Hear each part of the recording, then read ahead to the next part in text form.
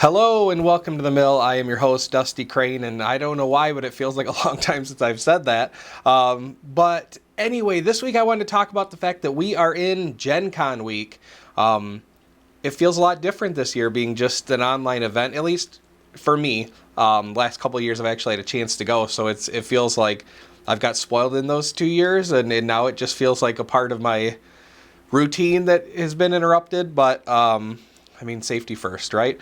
But I'm going to get into some of the Gen Con stuff in just a minute. Let's talk about Stonemaier stuff, of course, but only kind of Stonemaier stuff right now. If you are a fan of Scythe, the world of 1920 plus, I should specify, then you may or may not have seen the new cinematic trailer that came out for Iron Harvest, which is a PC, PlayStation 4, Xbox One game, real-time strategy game that's coming out that's based in the same world as Scythe, based in Jakub Rysowski's 1920 plus world. And the cinematic trailer just came out. I'm going to go ahead and show you some of it. I'm not going to show all of it because, it's their views. They should get that. So I'm just going to show you just a real quick mashup.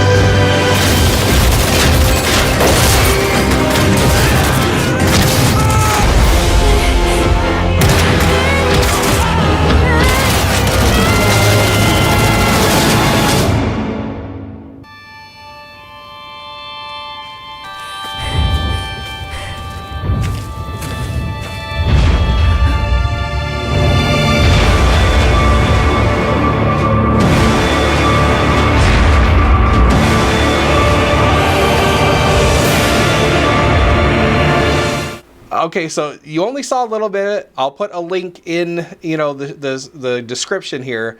But incredible stuff, and even more incredible to see the forces of Polania and in Saxony, crash together in the woods there, with the backdrop of this child who's experiencing this war, and we see a little bit of art there at the end where some of the very familiar art we've seen before has been animated. It's really cool. I got chills watching it, since Scythe is such a world of 1920 plus is such a big part of what I love about games. And well, I'm not a PC gamer. I'm not a real-time strategy gamer like that. I think I will definitely be watching the cinematic trailers that show up online, because I love the world of Scythe. 1920 plus, Jakub did amazing.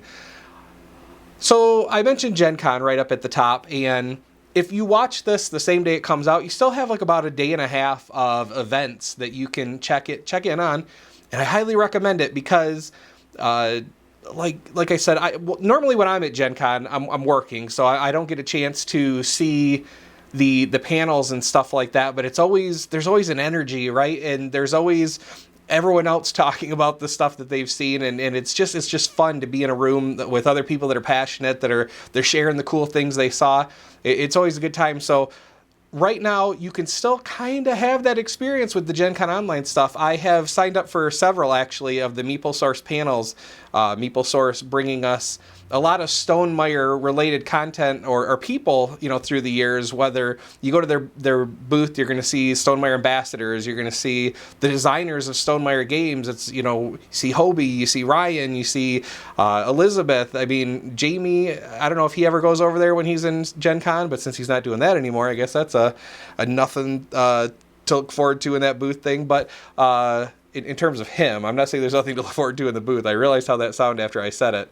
I got a scythe tumbler there a couple of years ago, and I still use it every single day. It's awesome. They have awesome stuff, and the meeples that they have out on Kickstarter right now, I'll put a link to that too. Why not? Since it sounded like I said something awful and I didn't. But check that out, because they actually have great set for Wingspan. They also have, I mean, they have it for all Stonemaier games, but Wingspan is part of that Kickstarter, and also Pendulum has some new meeples and really add to the theme of the game. So that's really cool. The panels that I mentioned, I sat in on one. Meet the designer Travis of, you know, Pendulum behind me, and also they had one with a bunch of designers with Hobie and Ryan and Ben Rossett, the guy who made part of the team that made the Between Two Cities, Between Two Castles, and Elizabeth is on one today. So lots of good stuff, and they are recording these, so hopefully they'll get those out on their website or at least on a YouTube channel or something for you to check out. Travis is, you know, this is the first time I've had a chance to, you know, meet him, quote unquote, and just such a, you get the idea that he really loves what he does. He seems like a great guy. He seems very personable. And those panels have just been a lot of fun to sit in on. So that brings me to the fact that with Gen Con being a little bit different this year, and a lot of our favorite board game companies actually being dependent on that income, please, if you can, you know, support the vendors that you're always looking forward to, that one or two vendor that's at Gen Con that you love to check out. Support them if you can. A lot of them are running Gen Con specials that you'd normally, you know, get a little bit of a deal on something when you go there during a convention. Show them some love, help them out, because we want to see them coming back, you know, year after year with the things that we love.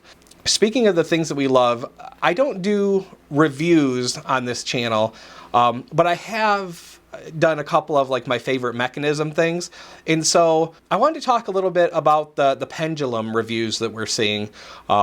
A lot of, you know, Rado's super high on the game, really loves the, you know, the no timer variant, which is something I'm going to talk about here in a second. And then the Dice Tower review, you know, Tom said he liked the game, but he, you know, had some critique for it. It didn't earn the Dice Tower approval or whatever that thing was, you know, the stamp that they usually put on their games that they like.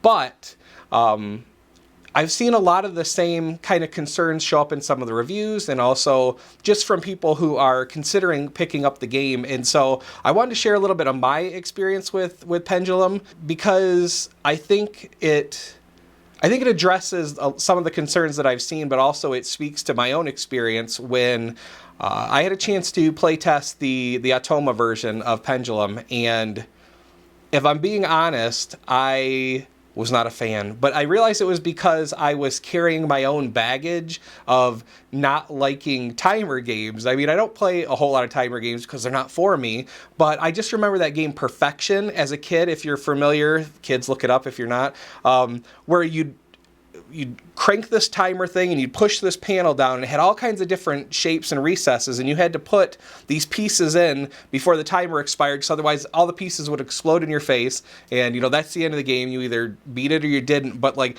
just that timer grind and that thing, it filled me with anxiety then, and it does the same thing to me today. And so a timer game, when I saw Pendulum, I was kind of disheartened. Even like in playtest state, I was like, oh, I'm going to hate this. And I think I let my preconceived ideas of a timer game do that to me. And so I kind of did a pass. And then I'm really, really fortunate that I get to do this show. And because if Stonemaier hadn't sent me that game, I don't think there's any chance I would have picked it up. But there's the variant that Rahdo talks about, that timerless variant, is really what made the biggest difference for me, because you start with, it says, hey, flip all 3 timers. And then you do whatever, actions you want to take. You have the time, you're not under pressure, and then once everyone's ready, you move, the thing down and you flip like only 1 timer this time. And you go through until you complete that whole timer track, having taken moves, taking pieces off, putting pieces down, collecting your benefits, and going through that timerless variant. The first time it says, hey, when you're playing with someone new or when you're playing the first time, just do the first round with that variant. My son and I decided, let's just play the entire game with that variant to make sure that we have, it down, that we understand how that works.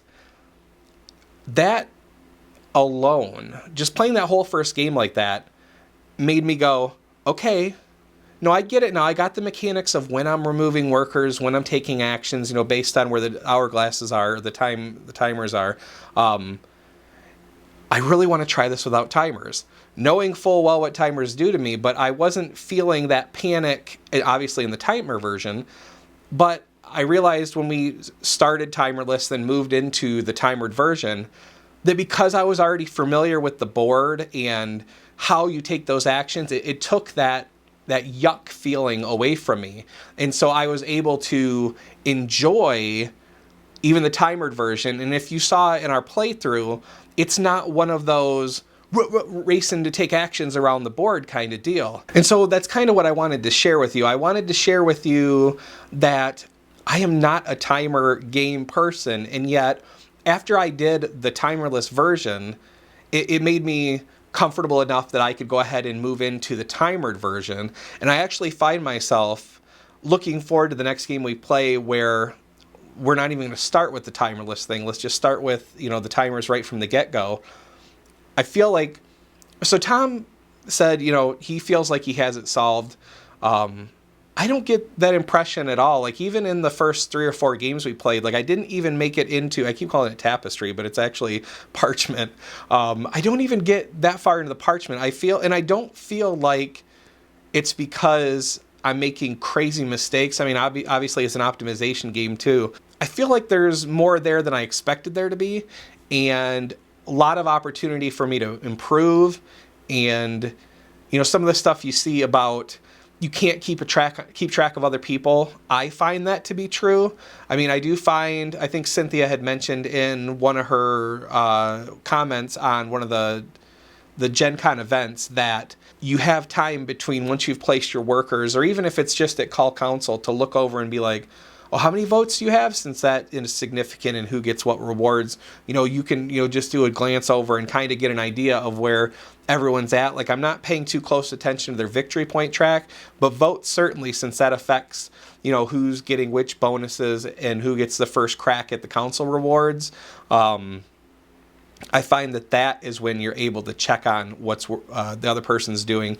I feel like you can maybe get surprised by the victory point tracks if they're kind of spread out. If they're all close together, you can go, oh no, I'm not even close to that. But yeah, so I guess more than anything, I just wanted to say, if timer games are not for you, maybe don't jump to conclusions about Pendulum just yet.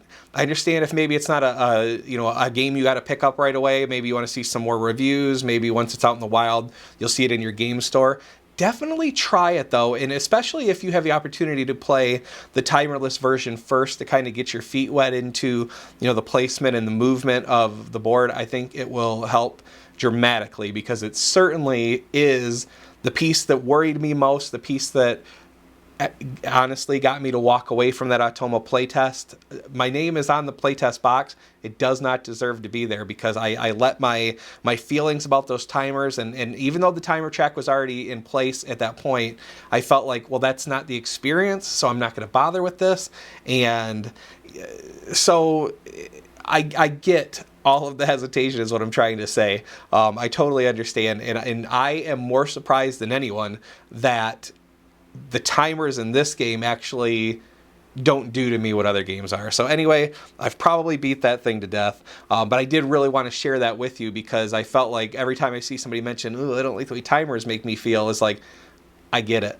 I'm right there with you. I want to share this. Now I can.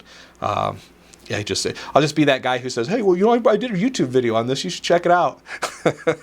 I'm not going to be that guy. The final thing this week, because I wanted this to be a much quicker video, but here we are. The final thing I wanted to say, it's funny, my bullet points here, I put, be a cheerleader. And it's such a, let me explain. I normally demo at Gen Con with a company called Van Ryder Games, and even though I'm not there, I still have enjoyed the heck out of going there, posting live streams and games and stuff on Twitch. I think there's a lot to be said for, being excited about stuff. We post negative stuff all the time. Either, if we're upset about politics or we're upset about some news article we read, we're very quick to go ahead and, this thing, I don't like this, or maybe the console wars right now. If you're a video gamer, maybe you got people saying, get a PlayStation 5, get an Xbox Series X, whatever it is. We're very quick to post negative thoughts and negative feelings. I would just say, especially at Gen Con, or especially right now, if there's a game company you enjoy, consume their media, go look at the things they're doing, cheerlead if there's a designer you like, just go out there and just support people and share a little bit more of the things you love. I'm guilty of this too. Believe me, I'm not over here speaking from the perspective of I'm doing it all right, here's how you guys do it. Not at all. I post entirely too much negative stuff of, opinions on my wall and Facebook wall and stuff like that. I need to knock it off. I need to share more things I love, because that's just, frankly, it's more fun to think about, right? So right now and going forward, if you're excited about the Fort game, coming out from Leader Games, go tell Grant that you feel that way. Go tell the Leader Games group that you're really excited about the game. If there's, if you're excited about some Kickstarter, go hop in the comments and share, how excited you are. The Meeple Source Kickstarter. If you're excited about those new Wingspan Meeples, or if you're excited about the Pendulum Meeples, go let them know. It's very easy for companies to just get criticism. It also makes a difference when they get told right on. In fact, in one of the Meeple Source chats, I got a private message from someone who recognized my name and said, hey, I really enjoyed the mill. And I got to tell you, that put a big smile on my face, that they just reached out and just said something nice. Hey, I enjoy your show. Nothing more than that. That was the exchange. I said, thank you. You made my night. And they did. And that was, that's something really cool, not just for somebody who's, making videos, but for anyone who's making anything you love. Just go ahead and, tell them, man, I hope you had a good Gen Con. I'm enjoying this particular game. I can't wait till this comes out. It makes a difference. So anyway, enjoy the rest of your Gen Con online if you're catching this right around that time. And if not, enjoy whatever it is you're enjoying, all right? Until next time, take care of yourselves and each other. Bye.